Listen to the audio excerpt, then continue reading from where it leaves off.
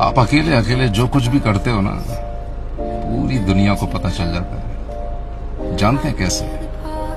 आप जो कुछ पढ़ते हो वो आपकी बातचीत में झलकता है।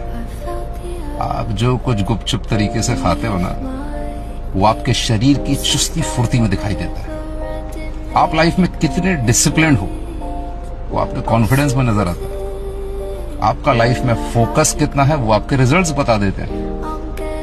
आपके चारों तरफ कैसा एनवायरनमेंट है वो आपकी ग्रोथ बताती है। और आपका माइंडसेट कैसा है, आपकी सोच कैसी है, वो तब पता लगता है जब चारों तरफ से घिर जाते हैं ना, चीजें बिखरने लगती हैं। तब आप खुद को कैसे समेटते हो, हालातों से कैसे निपटते हो। 100 बातों की एक बात, जो कुछ हम अपने साथ अकेले में एकांत में करते हैं ना, वही हम बन जाते हैं। और ठीक वैसे ही हम दुनिया को दिखाई देते हैं।